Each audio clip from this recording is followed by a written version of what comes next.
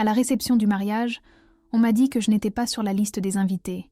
J'arrivais au pavillon d'orangerie, où se célébrait le mariage de ma sœur Camille, le cœur battant la chamade. Je m'étais appliquée sur mon apparence, portant une robe bleu marine que j'avais achetée spécialement pour l'occasion. Elle n'était pas ostentatoire, mais me donnait le sentiment d'être présentable pour le grand jour de ma sœur. Bien que nous n'ayons pas été proches depuis des années, au fond de moi, je croyais que la famille signifiait encore quelque chose. La salle était décorée de fleurs blanches et de rubans dorés. Un parfum de fleurs d'oranger flottait dans l'air, me rappelant les étés que nous passions ensemble en Provence quand nous étions petites. Je pris une profonde inspiration et m'approchai de la table d'accueil avec un sourire nerveux. « Bonjour, je suis Hélène Martin », dis-je, en essayant de garder une voix calme. Les deux jeunes hommes derrière la table consultèrent leur liste, puis échangèrent un regard gêné qui me noua l'estomac. « Je suis désolée, mademoiselle, mais votre nom ne figure pas sur la liste des invités, » dit l'un d'eux en se penchant en avant avec un air contrit. Mon sourire se figea. « Il doit y avoir une erreur », insistai-je, en essayant de garder mon calme, bien que mes mains tremblassent. « Je suis la sœur de la mariée. » Avant qu'il ne puisse répondre, je sentis une présence familière derrière moi. Le parfum coûteux de ma mère me parvint avant elle. Ce Chanel qui avait toujours été sa signature. Je me tournai, et elle était là, impeccable comme toujours, dans une robe de créateur et des perles véritables. Elle me toisa de haut en bas avec un sourire condescendant. « Tu pensais vraiment que tu étais invitée ?» dit-elle à voix basse, son ton aussi froid que le marbre sous nos pieds. Nous n'accueillons pas les étrangers, et encore moins les pathétiques. Je restais là, abasourdi, chaque mot s'enfonçant dans ma poitrine comme une pierre. Le joyeux murmure de la fête autour de moi semblait maintenant très lointain. « Maman », soufflai-je, ne sachant que dire d'autre. 20 ans de rejet condensés en un moment d'humiliation publique. « S'il te plaît, Hélène », continua-t-elle en s'approchant pour que seul moi puisse l'entendre. « Que diraient les familles de Martel et de Rochefort si elles te voyaient ici ? Camille entre enfin dans une bonne famille. Ne gâche pas tout par ta présence. » Les invités proches faisaient semblant de ne pas regarder, mais je sentais leurs yeux sur moi quand ils détournaient le regard. Je reconnus certains d'entre eux, de vieux amis de la famille, des cousins éloignés, des voisins du quartier où nous avions grandi, des gens qui avaient été témoins de ma disparition progressive des photos de famille, des réunions, des conversations. Une serveuse passa avec un plateau de coupes de champagne. Le tintement du cristal me ramena à la réalité. Ma mère était toujours là, me regardant, comme si elle s'attendait à ce que je m'effondre ou que je fasse un scandale qui justifierait toutes les années qu'elle avait passées à me dépeindre comme la fille à problème, la brebis galeuse. « Comment as-tu pu ?» réussis-je à demander. « Même Camille ne voulait pas que je vienne ?» Ma mère ajusta son collier de perles avec des doigts parfaitement manucurés. Camille a bien assez à faire avec l'organisation de sa journée parfaite. Elle n'avait pas besoin du drame que tu amènes toujours avec toi. Je ne pus m'empêcher de chercher ma sœur du regard dans la foule. Je la vis au fond de la salle, radieuse dans sa robe blanche, riant avec son nouveau mari et un groupe d'amis. Je me demandais si elle savait que j'étais là, si elle savait que je n'étais pas invitée, ou si ma mère avait pris cette décision pour elle, comme tant d'autres. Les souvenirs affluèrent par vagues. Camille et moi partageant une chambre d'enfant, nous racontant des secrets sous les draps, moi l'aidant avec ses devoirs de maths, elle me défendant quand les enfants du quartier se moquaient de ma timidité. Quand tout avait-il changé ? Quand étais-je devenue quelqu'un à tenir à l'écart de sa vie ? Si tu permets, dit ma mère, interrompant mes pensées, je dois retourner avec les vrais invités. Je te suggère de partir avant que cela ne devienne plus embarrassant pour tout le monde. Les employés de la réception regardaient ailleurs, visiblement mal à l'aise. L'un d'eux, une jeune femme aux yeux bienveillants, me regarda avec quelque chose qui ressemblait à de la compassion. Ma mère se retourna pour partir, sa robe coûteuse chuchotant contre le sol. Je l'arrêtai avec une question. « Est-ce que tu m'as déjà aimée, maman ?» Elle s'arrêta une seconde, le dos raide. Un instant, je crus que peut-être, juste peut-être, elle dirait quelque chose qui changerait tout. Mais elle continua de marcher sans répondre, se perdant parmi les invités qui l'accueillirent avec des sourires et des compliments. Je restai là, tenant une petite boîte enveloppée de papier argenté, un cadeau pour Camille que j'avais choisi avec soin, un ancien livre de poèmes que je savais qu'elle aimerait, malgré les années de distance. Cela me semblait maintenant naïf, presque ridicule, d'avoir pensé qu'un cadeau pourrait combler le fossé que ma famille avait creusé entre nous. « Mademoiselle ?» La voix douce de la réceptionniste me ramena à moi. « Je suis vraiment désolée. » Je hochai la tête, reconnaissante pour son petit geste d'humanité au milieu de tant de froideur. Je laissai le cadeau sur la table. « S'il vous plaît, assurez-vous que ma sœur le reçoive, » dis-je. Je partis en silence, mais pas vaincue. Je sentais les regards des invités dans mon dos, tandis que je traversais le hall du pavillon d'orangerie. Certains observaient avec curiosité, d'autres détournèrent le regard en faisant semblant de n'avoir rien entendu. Je serrai la mâchoire, me forçant à ne pas pleurer. Je ne leur donnerai pas cette satisfaction. En sortant, l'air de Paris me frappa le visage. C'était en mai, et la ville sentait le jasmin et la fleur d'oranger. J'inspirais profondément, laissant la brise emporter la honte que je ressentais. Je n'avais pas de voiture. J'étais venue en bus. Mais cela m'était égal. Je marchais sans but dans les ruelles du Marais, le son de mes talons résonnant sur les pavés anciens. Les rues étroites m'accueillirent comme de vieilles amies. J'avais toujours aimé ces coins de la ville, si différents du quartier résidentiel où nous avions grandi, avec ses maisons identiques et ses jardins parfaits. Ici, parmi les cours fleuries et les balcons débordants de géraniums, personne ne me connaissait. Personne n'attendait rien de moi. Je m'arrêtai devant une petite fontaine sur une place cachée. Le murmure de l'eau m'apaisa, tandis que je m'asseyais sur son rebord. Mon reflet dans l'eau me renvoya mon regard. Une femme de 30 ans, aux yeux qui avaient vu trop de rejet. Mais je vis aussi autre chose, de la dignité. Je n'étais plus la jeune fille effrayée qui avait quitté la maison 12 ans plus tôt. « Excusez-moi, mademoiselle. Tout va bien ?» Je levai les yeux. Un homme âgé, à la peau tannée par le soleil et aux yeux bienveillants, me regardait avec inquiétude depuis la porte de sa petite boutique d'antiquités. « Oui, merci », répondis-je avec un sourire qui n'atteignit pas mes yeux. « Je me repose juste un instant. »« Eh bien, reposez-vous autant que vous en avez besoin, » dit-il en désignant un petit banc sous un oranger. « Vous y serez plus à l'aise. Et si vous avez envie d'un verre d'eau ou d'un café, ma boutique est ouverte. » Sa gentillesse, si inattendue après le rejet de ma famille, me toucha. « Merci, » dis-je, cette fois avec un sourire sincère.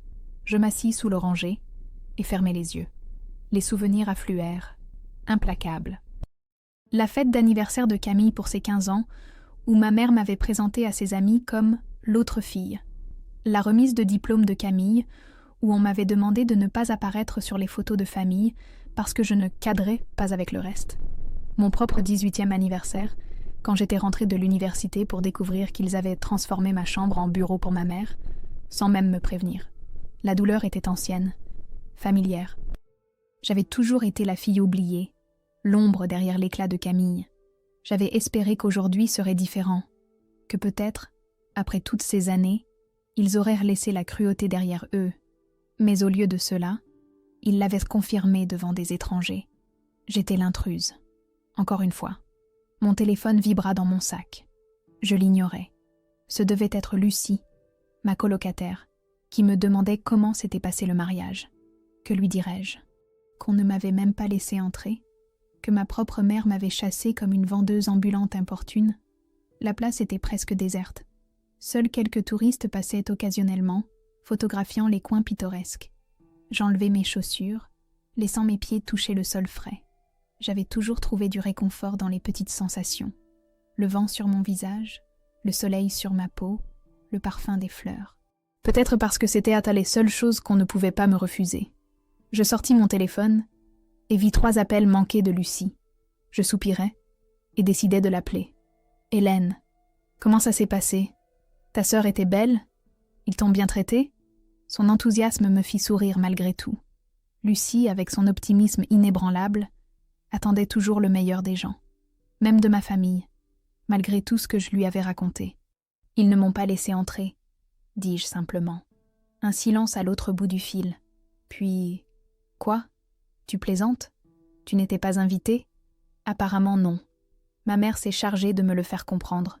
C'est...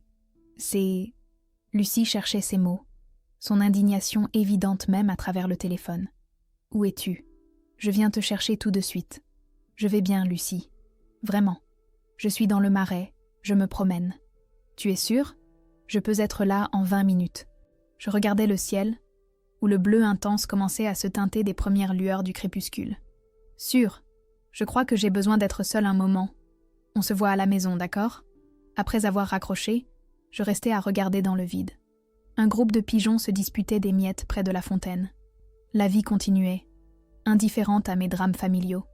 N'était-il pas temps que je continue, moi aussi ? Je me levai et recommençai à marcher, cette fois avec un but. Je savais ce que je devais faire. Pendant des années, j'avais attendu une réconciliation, une reconnaissance, des excuses qui ne sont jamais venues. J'avais laissé l'espoir me lier à des gens qui ne voulaient pas de moi dans leur vie. J'arrivai à un café rue Saint-Antoine. Je commandai un café et sortis mon carnet de mon sac. J'en portais toujours un avec moi. C'était une habitude que j'avais développée pendant mes années solitaires, une façon de traiter mes pensées. J'écrivis « Aujourd'hui, 15 mai, je dis adieu à l'Hélène qui attend d'être acceptée. Je dis adieu à l'Hélène qui s'excuse d'exister. Je dis adieu à la famille que je n'ai jamais vraiment eue. » Les mots coulaient, libérateurs. Page après page, je déversais toute la douleur accumulée, toutes les déceptions, tous les rêves brisés.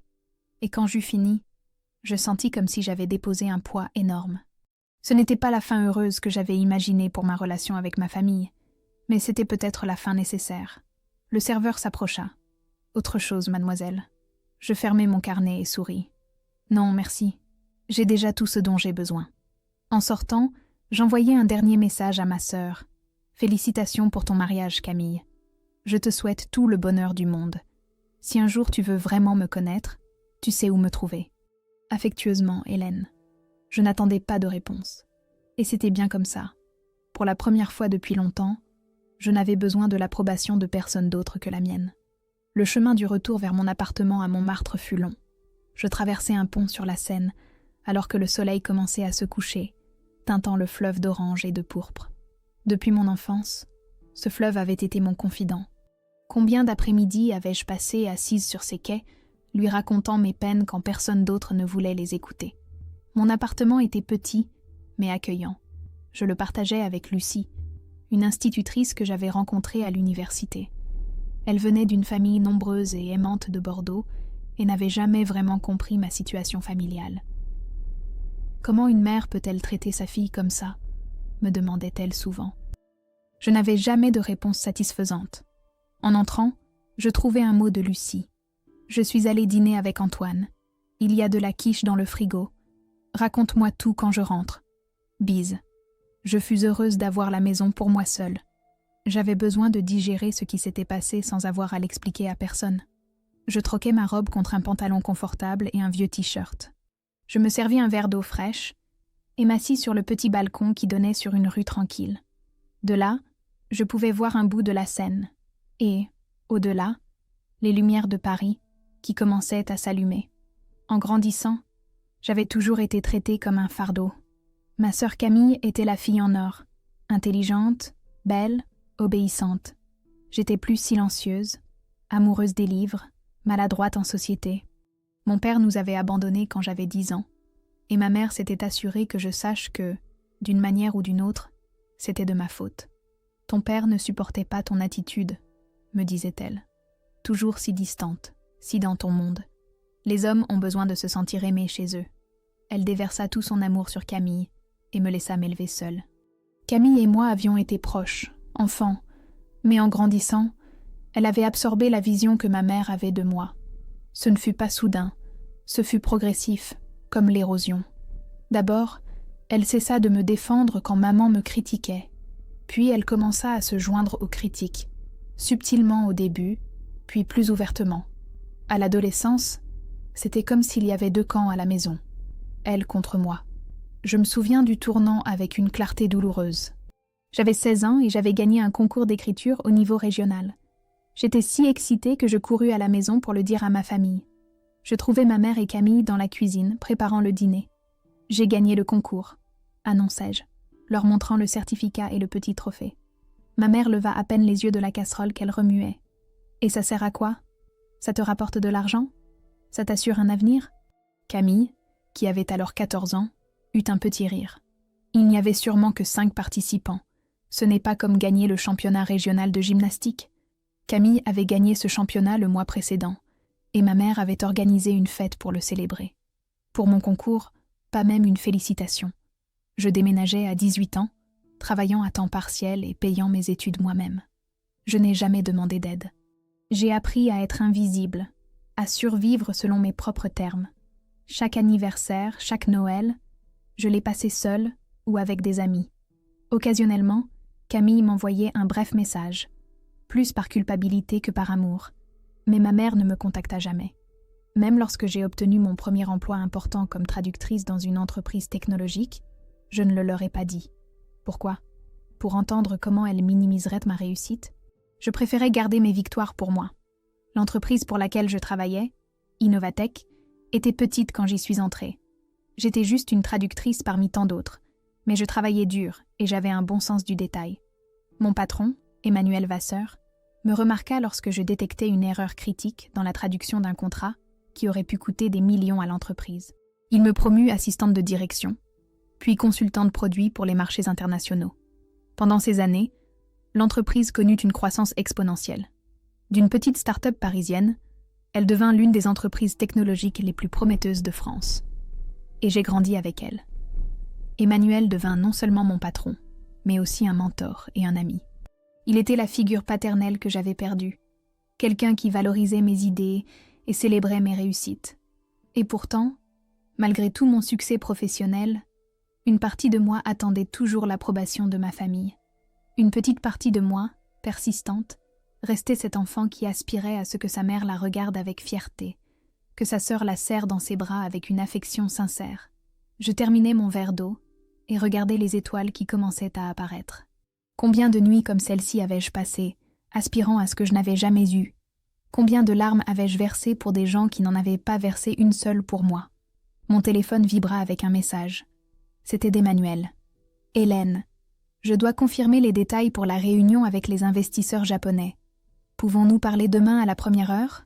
Je répondis affirmativement et souris.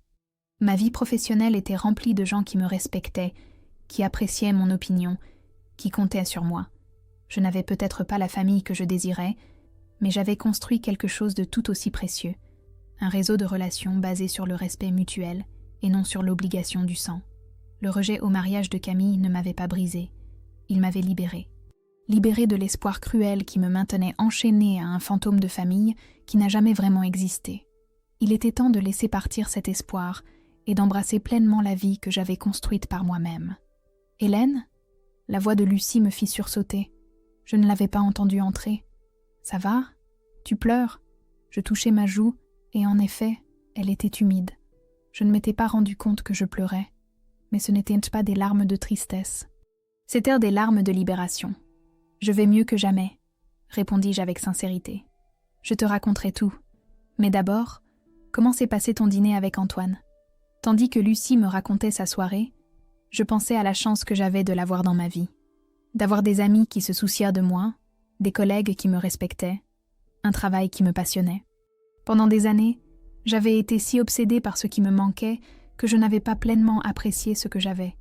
Je n'avais pas besoin de l'approbation de ma mère, ni de l'affection de ma sœur pour être complète. Je l'étais déjà. Et pour la première fois de ma vie, je le croyais vraiment. La nuit était complètement tombée sur Paris lorsque j'eus fini de tout raconter à Lucie.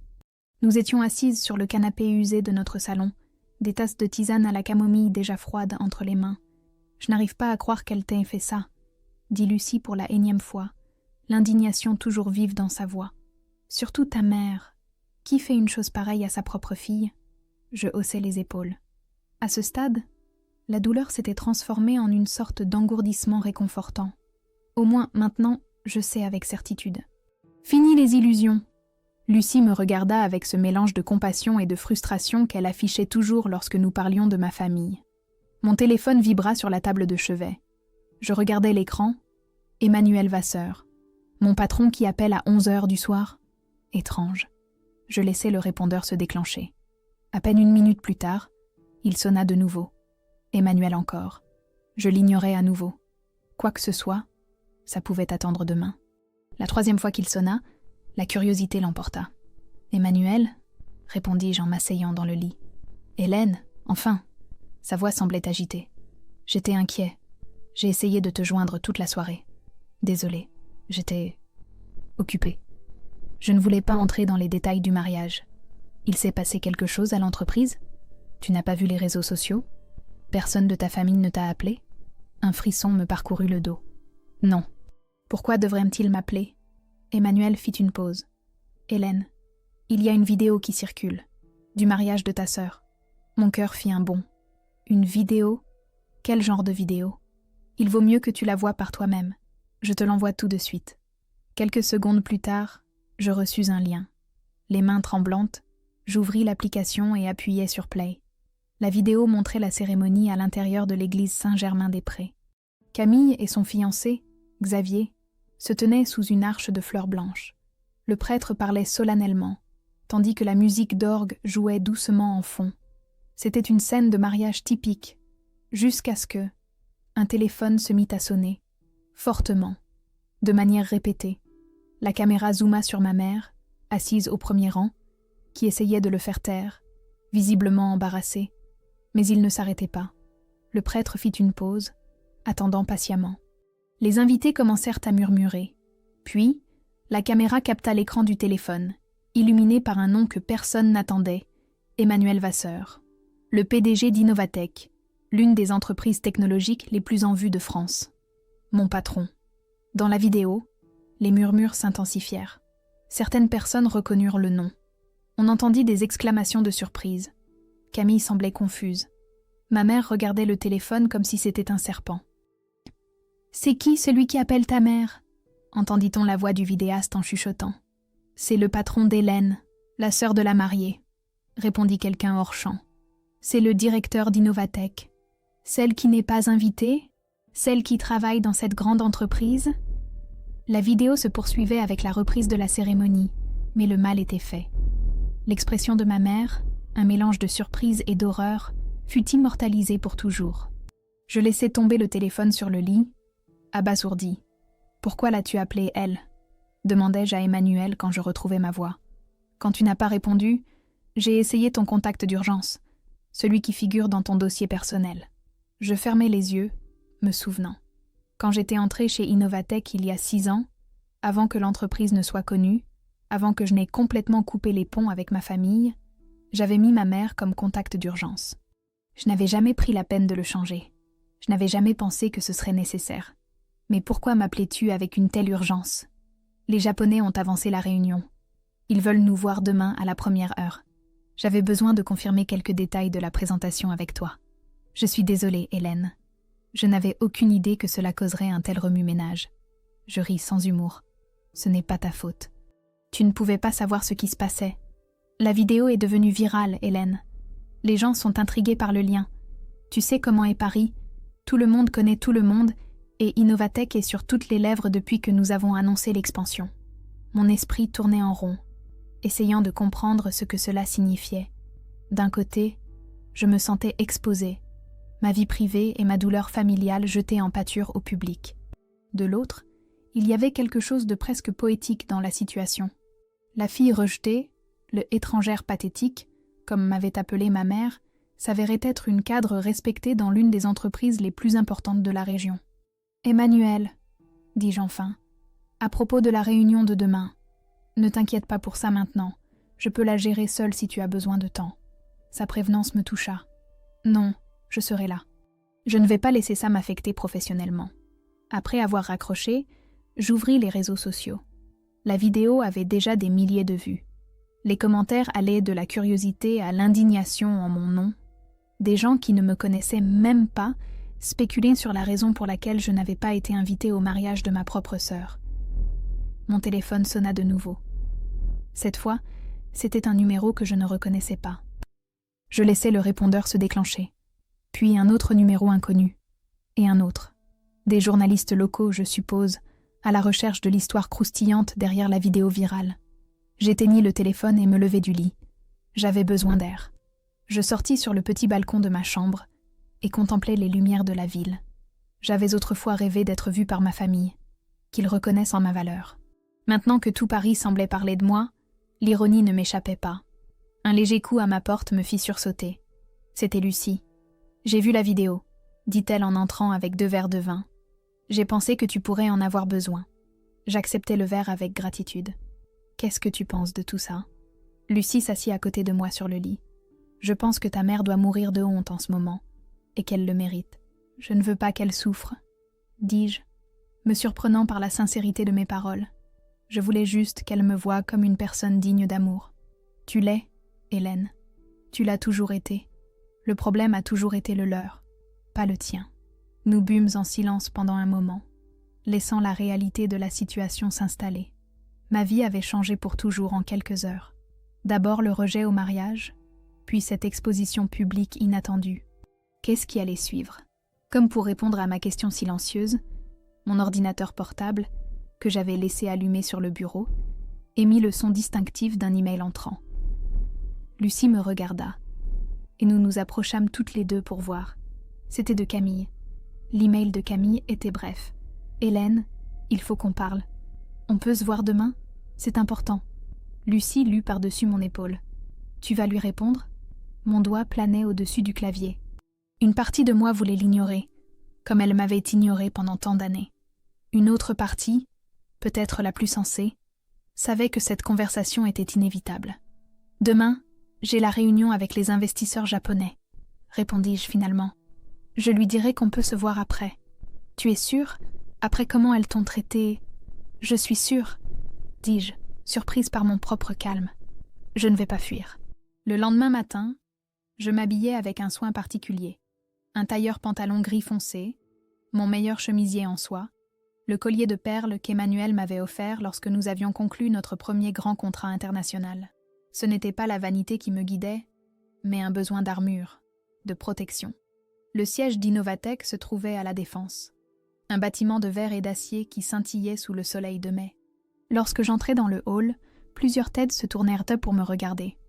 La vidéo, je suppose. Ma notoriété nouvellement acquise. « Bonjour, Hélène », me salua Martha, la réceptionniste, avec un sourire complice. « Monsieur Vasseur t'attend dans la salle de réunion principale.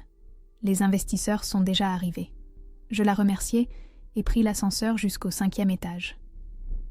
En passant devant les bureaux vitrés, je remarquai plus de regards, plus de chuchotements. Je m'en fichais. J'avais survécu à pire que les commérages de bureaux. Emmanuel m'attendait à la porte de la salle de réunion. « Ça va ?» me demanda-t-il à voix basse. « Parfaitement », répondis-je. « Allons-y. » La réunion fut intense mais productive. Les investisseurs japonais, représentants de Takeda Technologies, étaient intéressés par notre plateforme de traduction automatique spécialisée en terminologie médicale. Un projet que j'avais dirigé depuis sa conception, il y a 3 ans, et qui était maintenant sur le point de nous catapulter sur le marché asiatique. Pendant 2 heures, je présentais des données, répondis à des questions techniques, négociais des conditions. J'étais bonne à ça. Non, j'étais excellente. Des années à devoir prouver ma valeur m'avaient rendue méticuleuse, perspicace, résistante.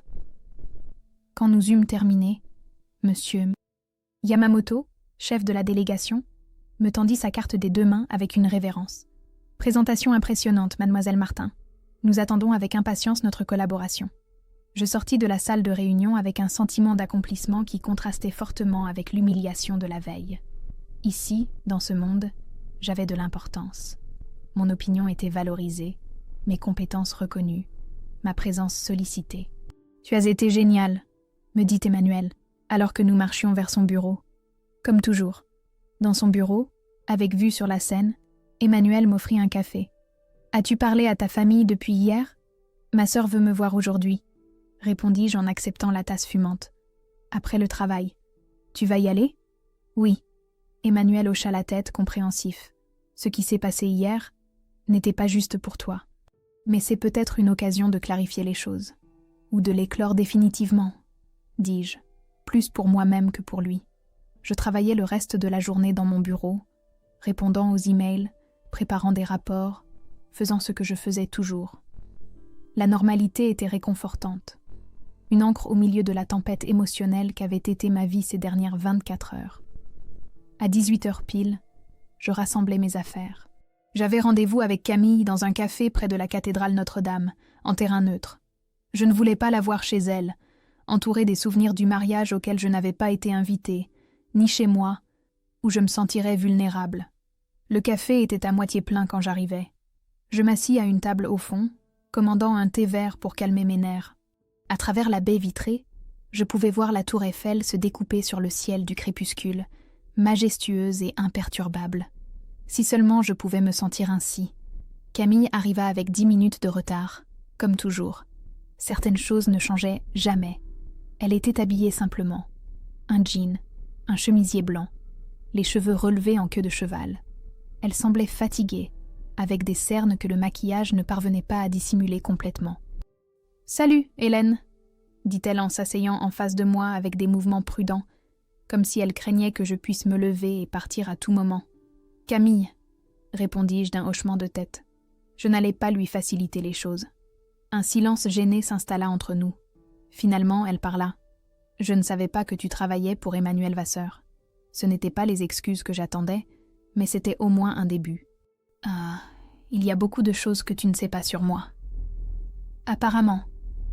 Elle prit une gorgée de son café. « Depuis combien de temps ? » 6 ans. J'ai commencé comme traductrice, et j'ai gravi les échelons. Et maintenant tu es consultante produits internationaux.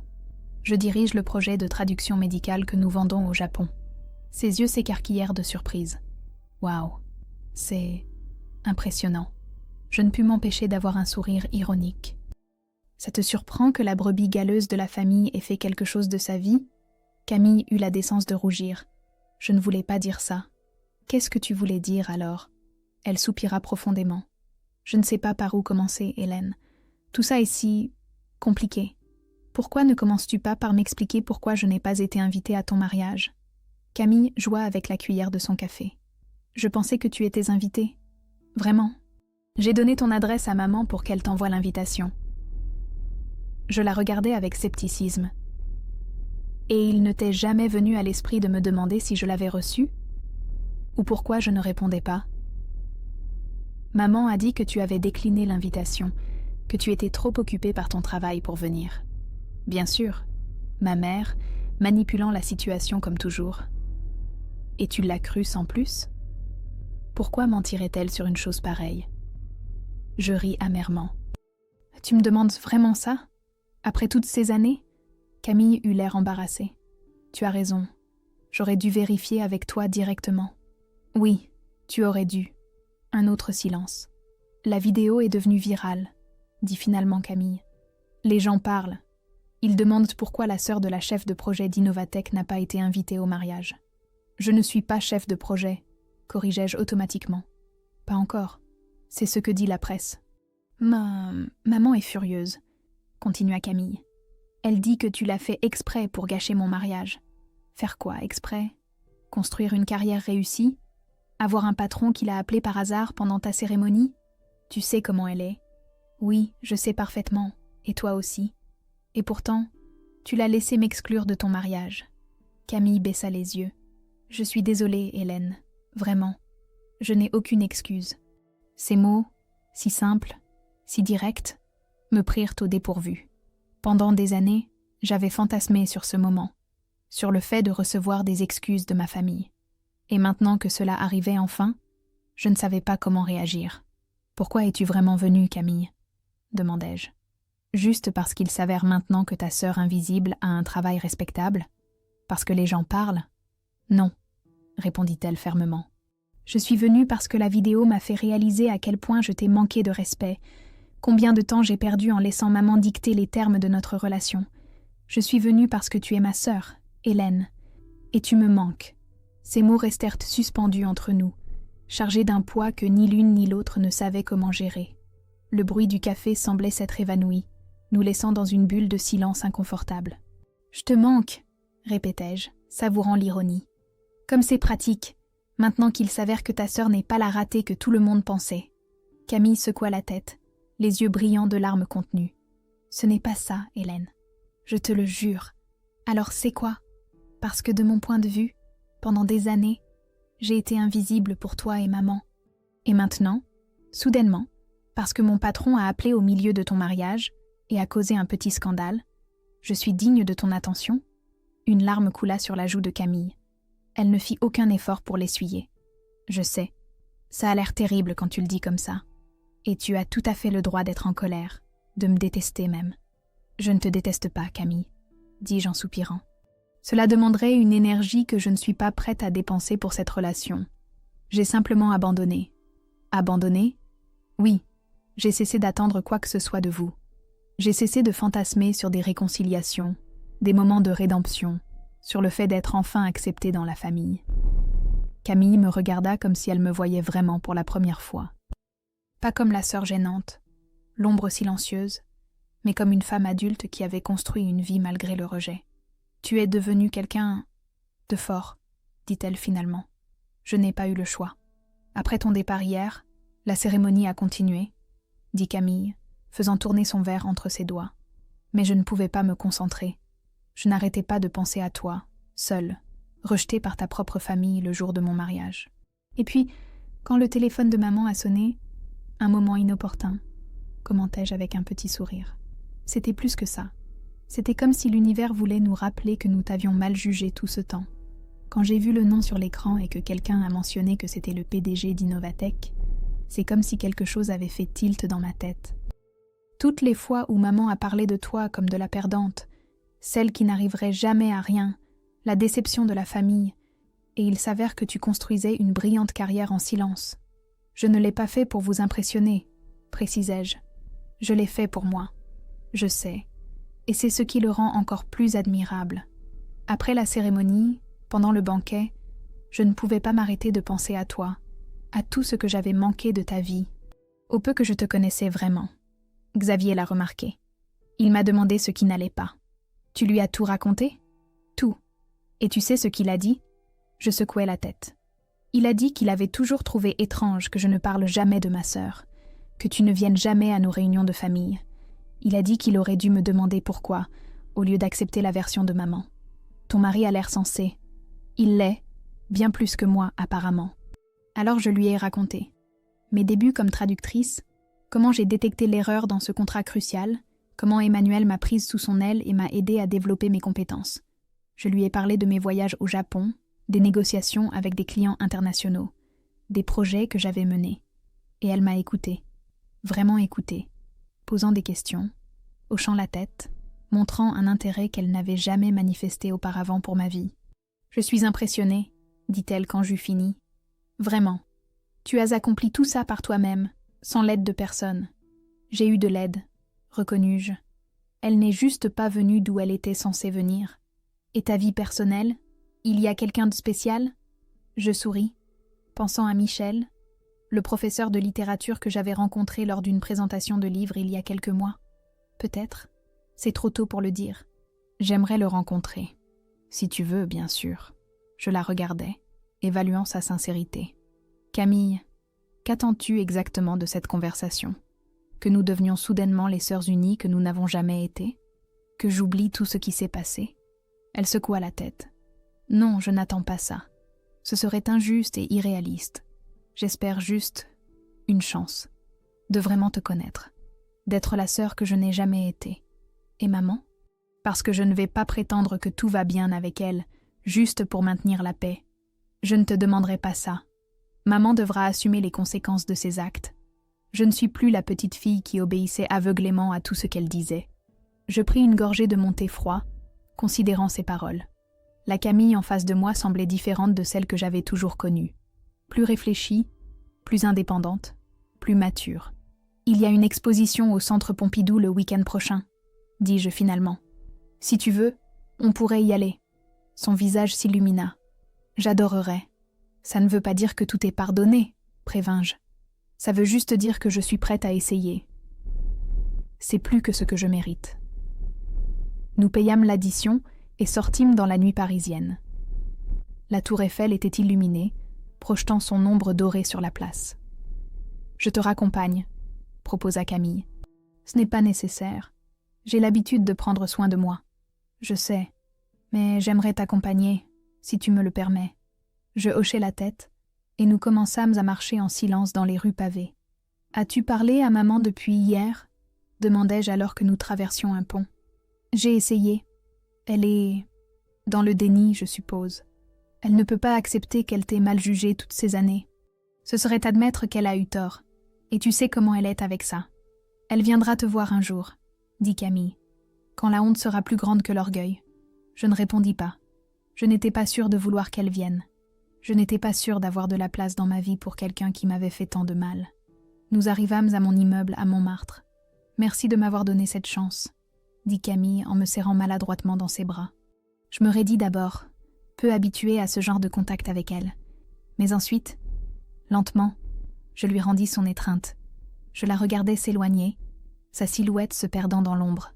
Puis je montai dans mon appartement, où Lucie m'attendait avec une bouteille de vin ouverte et des questions dans les yeux. « Alors » demanda-t-elle en m'offrant un verre. Je m'assis sur le canapé, digérant tout ce qui s'était passé au cours des dernières 48 heures. Le rejet au mariage, la vidéo virale, la réunion avec les Japonais, la conversation avec Camille. « Je crois que ma sœur veut faire partie de ma vie, » dis-je finalement. « Et toi, tu veux qu'elle en fasse partie ?» Je regardais par la fenêtre, vers les lumières de Paris qui scintillaient dans la nuit. « Je ne sais pas, mais je suis prête à le découvrir. » Lucie leva son verre. Au nouveau départ. Nous trinquâmes doucement. À la construction des relations que nous méritons, pas de celles qui nous sont imposées, ajoutai-je. Cette nuit-là, alors que je me préparais à dormir, je reçus un message de Michel. « Dîner demain ? Tu m'as manqué. » Je souris à mon téléphone. Ma vie était pleine de gens qui m'appréciaient, pour qui j'étais vraiment. Des gens qui avaient choisi d'être dans ma vie, et que j'avais choisi à mon tour. Camille pourrait devenir l'une d'entre eux, ou pas. Le temps le dirait. Mais une chose était claire. Je n'étais plus la petite fille qui mendiait de l'amour. J'étais une femme qui connaissait sa propre valeur, qui avait appris à s'aimer d'abord. Et cette étrangère qu'on avait un jour rejetée à la porte d'un mariage, elle était devenue quelqu'un qui valait la peine d'être connue.